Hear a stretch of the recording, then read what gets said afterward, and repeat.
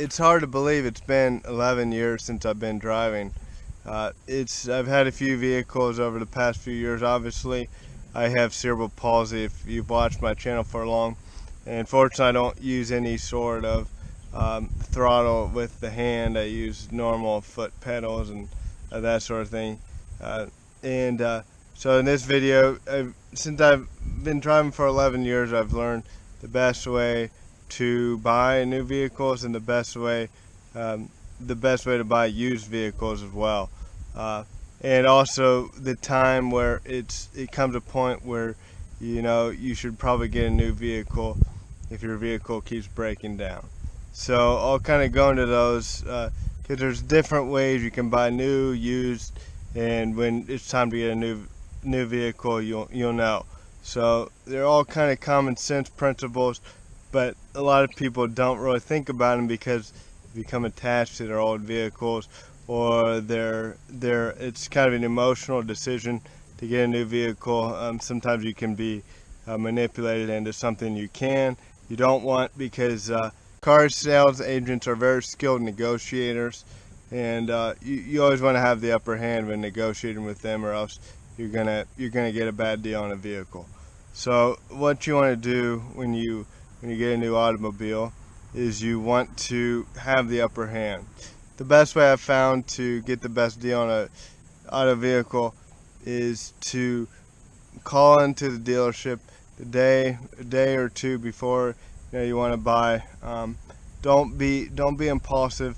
Buy it when your car's still running, your car hasn't broken down, so it's less of an impulse decision, because you might not have a backup car. A lot of people only have one car for themselves, so if their car breaks down, it's more of an impulse decision.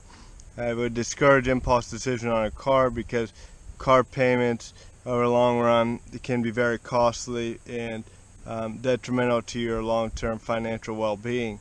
So what you want to do, you want to call, make an offer on a car, find a car that you really want, that you're really going to use a lot, and you think it's going to be reliable.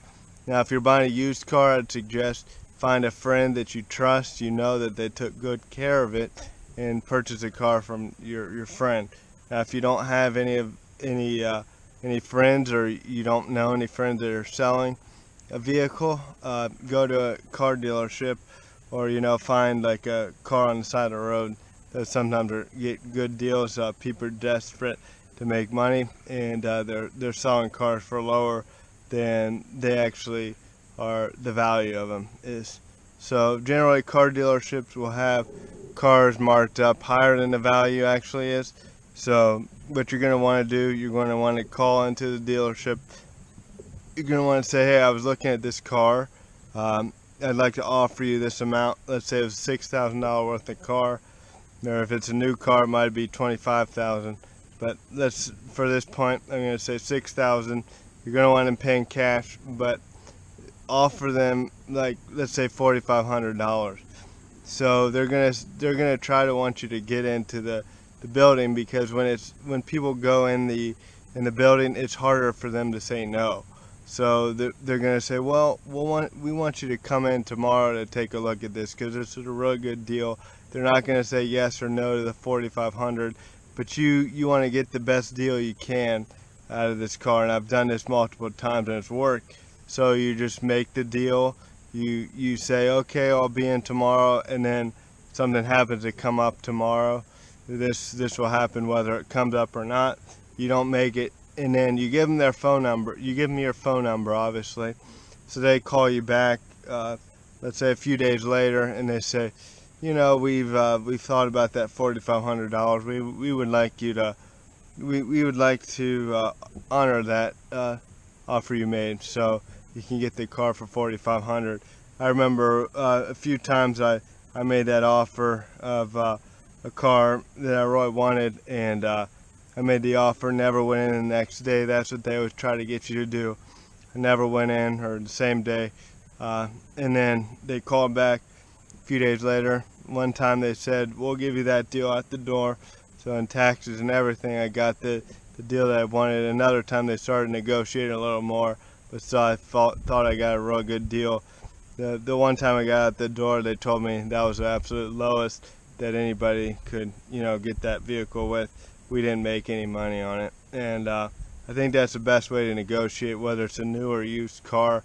Try to pay in cash, because car dealerships are, that they're essentially banks. They're making a lot of money off interest rates and financing, that sort of thing.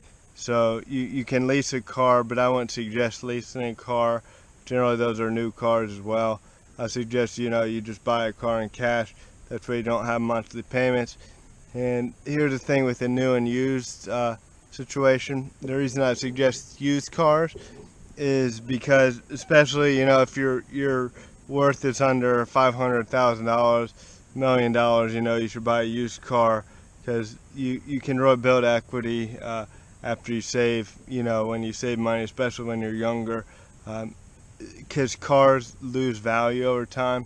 You buy a $25,000 car, that's going down a few $1,000s every year, no matter what the situation is, no matter how much you drive it. The less you drive it, probably goes down less, but it'll still go down quite tremendously over time in value. So it's important.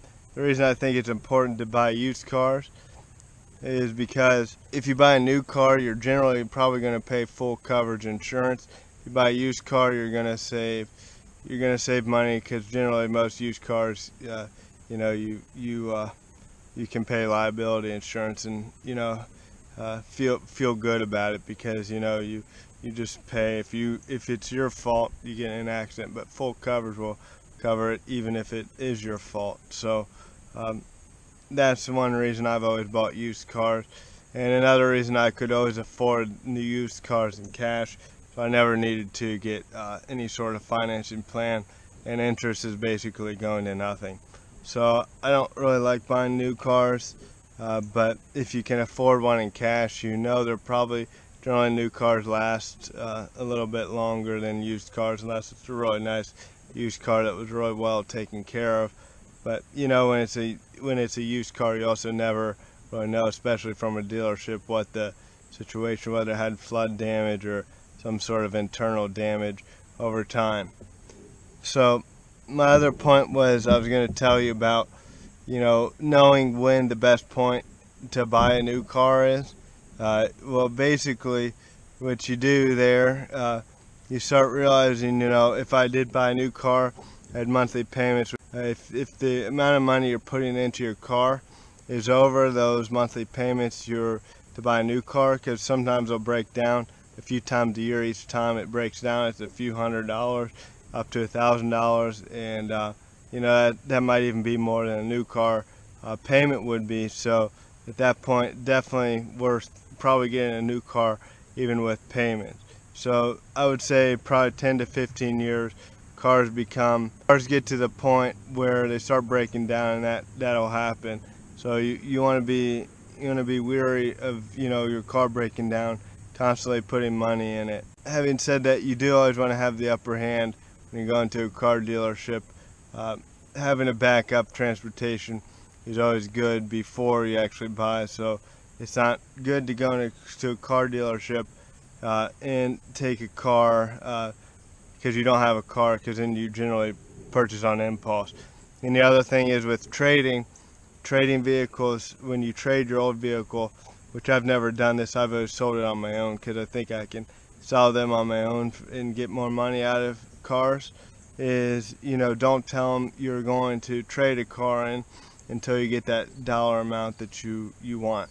So it's important to always have the upper hand when you go into a car dealership, and just always know the price you want to pay, the maximum you want to pay, and try to take that offer, try to put that offer on the table right away, and then just leave the place, or just call in at first. They'll generally always call you back.